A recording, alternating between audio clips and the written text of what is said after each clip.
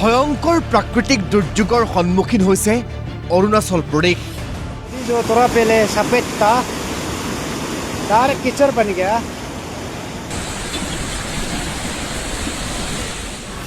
ডাৱৰ বিস্ফোৰণৰ ফলত সৃষ্টি হোৱা আকস্মিক বান আৰু ভূমিস্খলনৰ বাবে বিগত 24 ঘণ্টাত কেইবাজনো লোকৰ মৃত্যু হোৱাৰ বিপৰীতে বহুকেইজন লোকৰ সন্ধান নাই।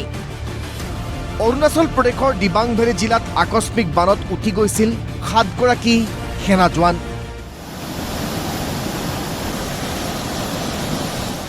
দুগৰাকী সেনা জোৱানক জীৱন্তে উদ্ধাৰ কৰা হৈছে। 5 গৰাকী সেনা জোৱানৰ এতিয়াও সন্ধান পোৱা নাই।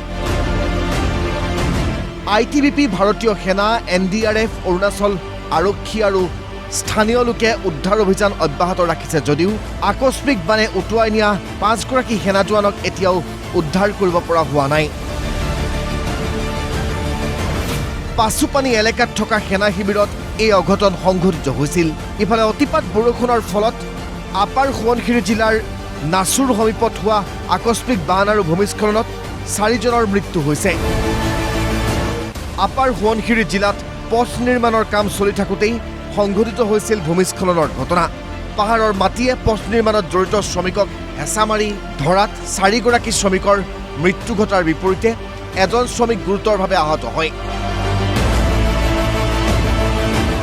অৰুণাচলত প্ৰকৃতিয়ে এনেদৰে কালৰূপ ধাৰণ কৰাৰ সময়তে সংঘটিত হৈছে আন এক ভয়ংকৰ দুৰ্ঘটনা। অৰুণাচল প্ৰদেশৰ আনজাউত ভয়ংকৰ পথ দুৰ্ঘটনা। 300 ফুট উচ্চতাৰ পৰা লোহিত নৈত পৰিল এখন বাহন। দিল্লীৰ পঞ্জীয়নভুক্ত বাহনখনত আছিল 10 গৰাকী লোক।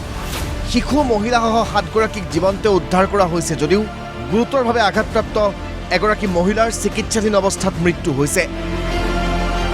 113 নম্বৰ ৰাষ্ট্ৰীয় ঘাইপথৰ ৱালং হাৱাই পথৰ চাৰ্টি এলেকাত সংঘটিত হৈছিল এই দুৰ্ঘটনাটো। এই দুৰ্ঘটনাৰ পিছৰে পৰা সন্ধান নাই 3 গৰাকী যাত্ৰীৰ। সন্ধানহীন লোক 3 জনক বিচাৰি উদ্ধাৰ অভিযান অব্যাহত ৰাখিছে NDRF আৰু SDRF-এ। ব্যুৰো ৰিপৰ্ট, প্ৰতিদিন টাইম।